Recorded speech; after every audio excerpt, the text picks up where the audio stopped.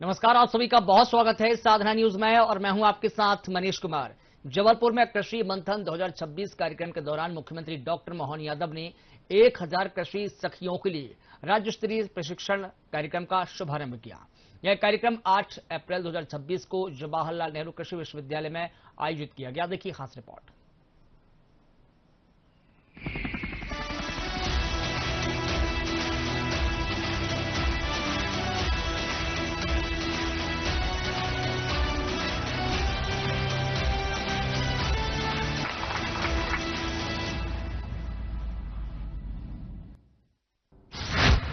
मोहन सरकार की नारी सशक्तिकरण की दिशा में एक और पहल। जबलपुर में 1000 कृषि सखियों के लिए राज्य स्तरीय प्रशिक्षण का शुभारंभ।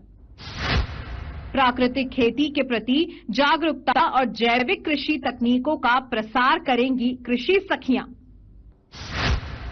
ग्रामीण महिलाओं को तकनीकी और व्यावसायिक कौशल प्रदान कर सशक्त बनाने की शुरुआत। कृषि सखियों को बीजामृत, जीवामृत, वाफसा, अच्छादन, मिश्रित फसल प्रणाली, मास्त्र, ब्रह्मास्त्र और दशपर्णी अर्क जैसी जैविक खेती के तरीकों का प्रशिक्षण दिया जाएगा। जबलपुर कृषि विश्वविद्यालय और आसपास के कृषि विज्ञान केंद्रों के सहयोग से मिलेगा प्रशिक्षण। कृषि सखियों के माध्यम से जमीनी स्तर पर कृषि विस्तार को मिलेगी मजबूती। कृषि सखियां गांव-गांव जाकर किसानों को प्राकृतिक खेती के लिए करेंगी प्रेरित। प्रशिक्षित कृषि सखियों को उनके कार्य के लिए 300 रुपए प्रतिदिन का मानदेय।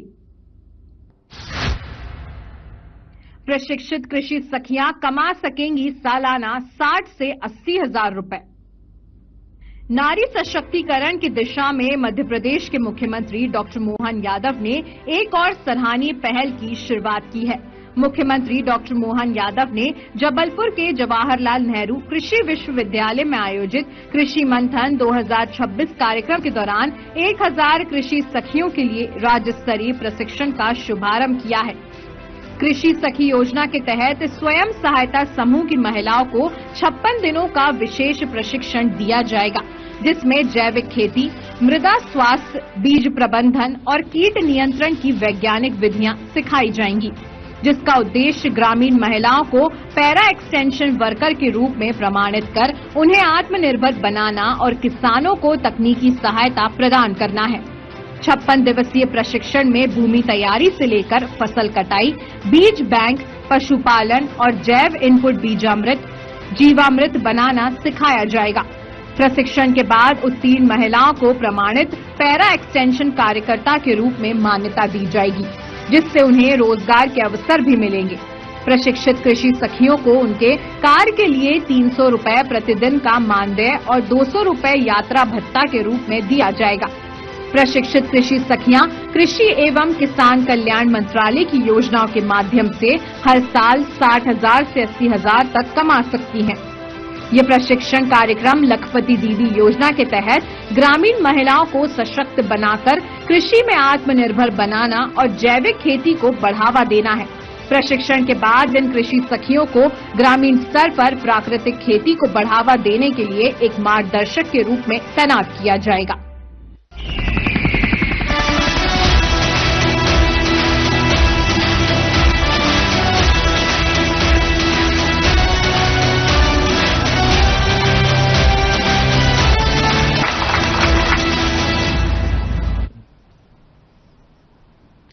देश और मध्य प्रदेश में महिला सशक्तिकरण को लेकर सरकार लगातार कई अहम कदम उठा रही है, चाहे वह आर्थिक आत्मनिर्भरता की बात हो, शिक्षा और सुरक्षा का मुद्दा हो या फिर राजनीति में महिलाओं की भागीदारी। हर क्षेत्र में महिलाओं को आगे बढ़ाने के लगातार प्रयास किए जा रहे हैं। इन्हीं मुद्दों पर भाजपा नेत्री मोना सुस्तानी से हमारी खास बातचीत हुई। आइए जानते हैं कि सरकार की योजनाओं और उनके प्रभाव को लेकर उन्होंने क्या कुछ कहा है। देखिए रिपोर्ट। महिला सशक्तिकरण को लेकर देश और प्रदेश की सरकारें तमाम प्रयास कर रही हैं। योजनाएं अपनी जगह हैं, लेकिन जमीनी स्तर पर योजनाओं का कितना लाभ मिल पा रहा है, उसकी मॉनिटरिंग निश्चित तौर पर पार्टी स्तर पर भी होती है।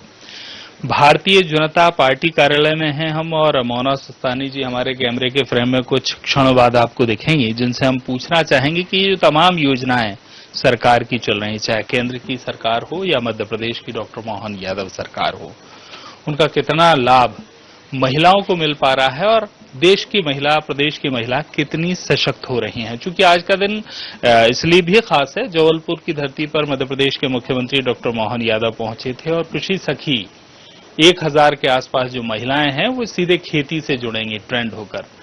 मोना जी, ये सबसे पहले इसी योजना की बात कर लेते हैं, चूंकि आज मुख्यमंत्री वहां पहुंचे और उन्होंने लगभग 1000 जो महिलाएं हैं वो ट्रेंड की जाएंगी और किसानों को उनसे मदद मिलेगी। किस तरह की ये योजना है और इसका लाभ महिलाओं को कितना मिलेगा, किसान को कितना मिलेगा?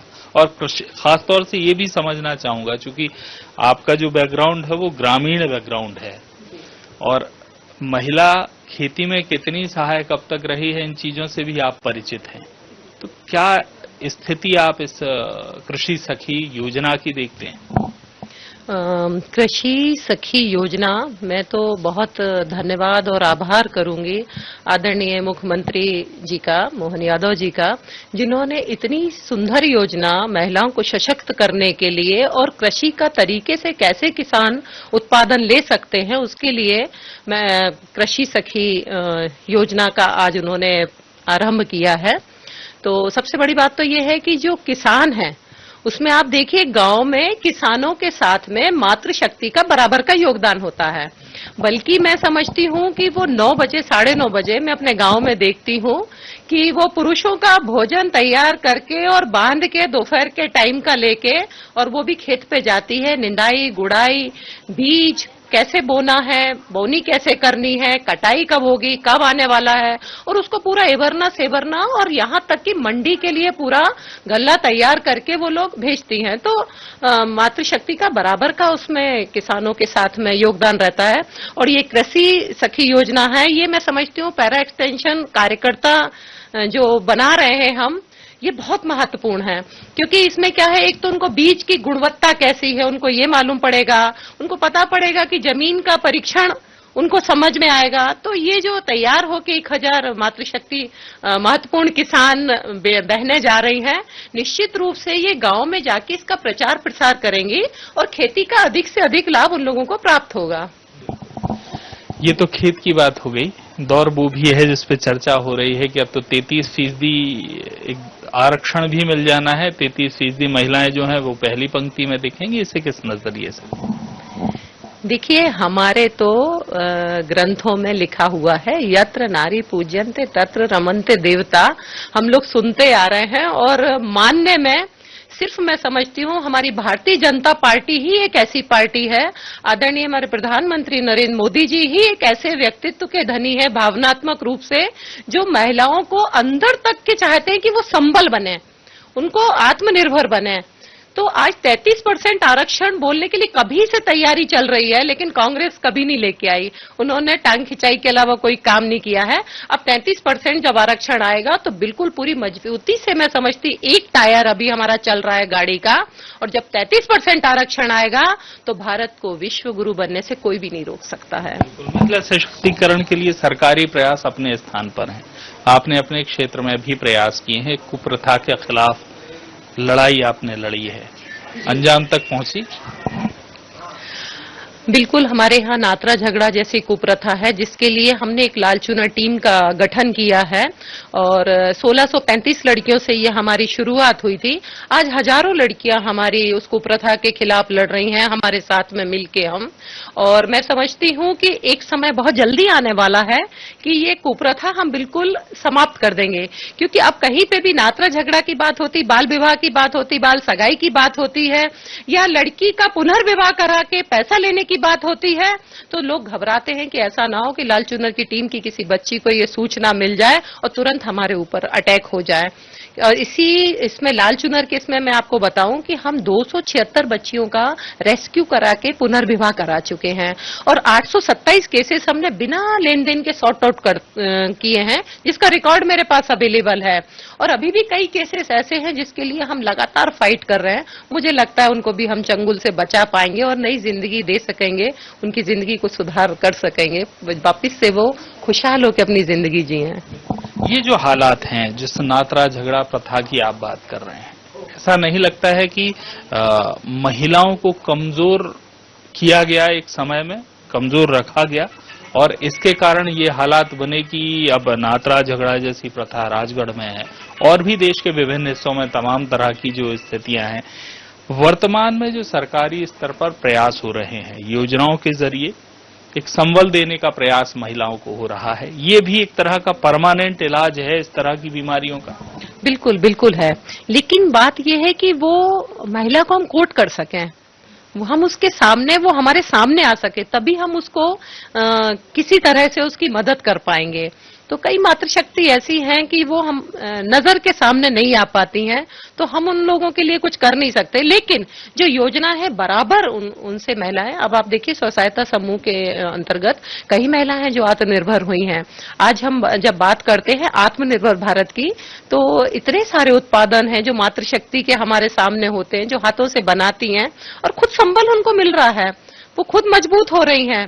तो बिल्कुल डेफिनेटली मैं समझती हूँ कि एक दिन ऐसा आएगा कि भारत भी आत्मनिर्भर बनेगा और जो महिला पुरुष का जो लैंगिक भेदभाव है बिल्कुल स्वतः ही समाप्त हो जाएगा।